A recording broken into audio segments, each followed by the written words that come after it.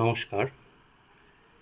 আজকে আলোচনা করব সনাতন ধর্মের বহুল প্রচলিত একটি ব্যাধি, কুসংস্কার যেটাকে বলে, সেই প্রথা নিয়ে। এই প্রথাটা হচ্ছে অস্পৃশ্যতা। অস্পৃশ্যতা কি? অস্পৃশ্যতা মানে হচ্ছে ছোঁয়া যাবে না বা কারো রান্না করা জিনিস খাওয়া যাবে না, এমন এক বিধান। এটা হচ্ছে আসলে মূলত গত কয়েকশো বছরের বেদ জ্ঞানের অভাবকে কাজে লাগিয়ে কিছু স্বার্থান্বেষী ধর্ম ব্যবসায়ী ও তথাকথিত জন্মগত ব্রাহ্মণ নামধারী পরিচয়, যারা কিন্তু দস্যু থেকে অদম, তারা তৈরি করেছিল এই অস্পৃশ্যতা নামক ভয়ানক ব্যাধি বা জঘন্য প্রথা বলে যেটাকে। অপর বর্ণের রান্না করা খাবার খেত না। একসঙ্গে খাওয়া তো দূরের কথা, অনেকে একে অপরকে নিজেদের বানানো ছোট জাত বিবেচনা করে স্পর্শ পর্যন্ত করত না। অথচ পবিত্র বেদ বলেছে, সমানি প্রপা সহ বহন্ন ভাগ সমানে ইয়ত্রে সহ ইনঙ্গিম। এটা অথর্ববেদের ৩ নং কাণ্ডের ৩০ নং সূক্তের ৬ নং মন্ত্র, যার সরলার্থ দাঁড়ায়, তোমাদের পান একসঙ্গে হোক, ভোজনও একসঙ্গে হোক, তোমাদের একসঙ্গে একই প্রেমী বন্ধনে যুক্ত করেছি। প্রাচীনকালে যে রাজসুয়াদি যজ্ঞ, ৪ বর্ণ একসঙ্গে এক পংক্তিতে বসে আহার করত। মহর্ষি আপস্তম্ভ বলেছেন, আয়র্যধিষ্ঠিতা বা শূদ্রা সংস্কার তারা সুয়। এটা আপস্তম্ভ ধর্মসূত্রের ২.২.৩.৪। এখানে বিদ্বানদের অদক্ষতায় শূদ্রেরাই রন্ধন করবে। তখন শূদ্র অর্থে নিরেট মূর্খ বোঝাতো। মহর্ষি মনু নিজে বিধান দিয়েছেন যে শূদ্রগণ পরিচারক কর্ম দ্বারা জীবিকা অর্জনে অক্ষম হলে সোপকার কর্ম অর্থাৎ পাচকগিরি করে পরিবার প্রতিপালন করবে। মহর্ষি আপস্তম্ভ নিজ ধর্মসূত্রে অর্থাৎ ভক্ষাভক্ষণের বর্ণনায় প্রশ্নোত্তর পর্বে গিয়ে লিখেছেন, কার অন্ন গ্রহণ করা যাবে। কম্ব ঋষি উত্তর দিয়েছেন যে খাওয়াতে চায়। কৌৎস ঋষি উত্তর করলেন, যিনি পবিত্র শুদ্ধাচারী এবং তার অন্ন খেতে হবে। বারিয়ায়নী ঋষি উত্তর করলেন যে কেউ দিলেই তার অন্ন খেতে হবে। তখন আপস্তম্ভ ঋষি বললেন, স্বধর্মে স্থির সর্ববর্ণের গ্রহণ করা যায়, সর্ববর্ণের অন্নই গ্রহণ করা যায়। মানে স্বধর্মে স্থির মানে হচ্ছে যে নিজ ধর্ম পালন করে, নিজ ধর্মে আছে এমন ব্যক্তি, যে বর্ণেরই হোক, সে ব্রাহ্মণ হোক, ক্ষত্রিয় হোক, বৈশ্য হোক অথবা শূদ্র হোক, যে বর্ণেরই হোক, তার অন্নই গ্রহণ করা যাবে। এতে কোনো ধরনের বাধা বা কোনো ধরনের অস্পৃশ্যতা লাগবে এমন কোনো বিধিবিধান নেই। মহর্ষি মনুকে মূলত সনাতন ধর্মের পৌরাণিক মতে আদি পিতা বলা হয়। যে পৌরাণিক মতে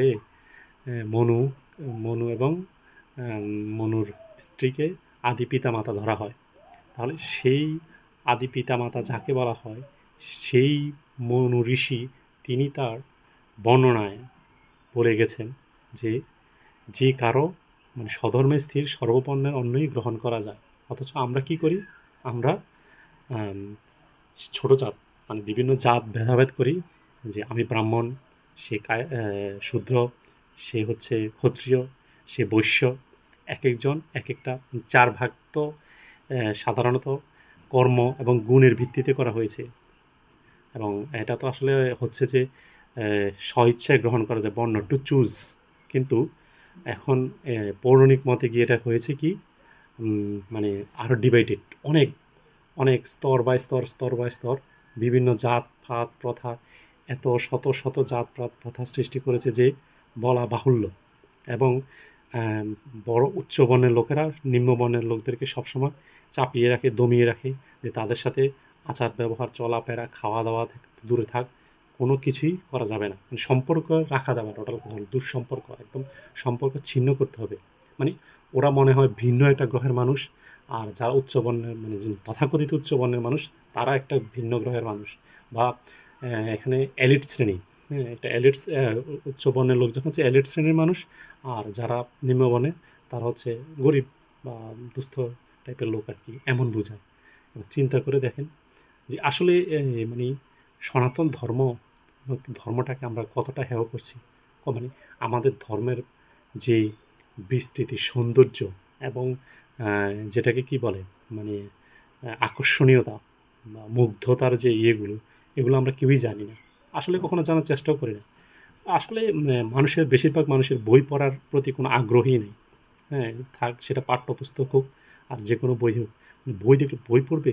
যখন আসলে স্কুল লেভেলে আমরা যখন পড়াশোনা করি, হ্যাঁ, তখন আমরা আসলে বইয়ের প্রতি খুব বিরক্ত বোধ করতাম যে কখন একটা টাইম বা নির্দিষ্ট রুটিন থাকতো, এতটা থেকে এতটা আমরা পড়বো, 8টা থেকে 8:30 পর্যন্ত বা 9টা পর্যন্ত। হ্যাঁ, ওই সময়টায় পড়তে মানে গদ হ্যাঁ মুখস্থ করে যেতাম, টেরে টেরে পড়ে যেতাম, এমন হতো।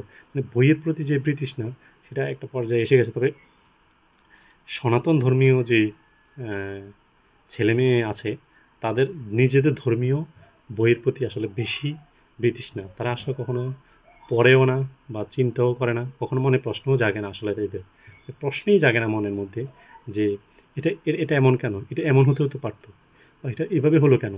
হ্যাঁ, আর ঈশ্বর কি কারো পক্ষে নাকি? ঈশ্বর তো সবার জন্যে, মনুষ্য মাত্রের জন্যই হওয়ার কথা ঈশ্বর, তাহলে ঈশ্বর কেন পক্ষপাতিত্ব করবে? এই যে এই জাতীয় বা এরকম আরও ছোটো ছোটো যে প্রশ্নগুলো, এই ধরনের প্রশ্ন কখনো মনেই জাগে না। মনে যদি আপনার প্রশ্ন না জাগে, তাহলে আপনি উত্তর কোথায় পাবেন? উত্তর কোথায় বা খুঁজবেন?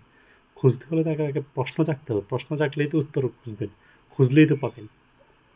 তো আজ এমনি ভিডিওটা অনেক বড় হয়ে গেল। সবাইকে নমস্কার, ভালো থাকবেন।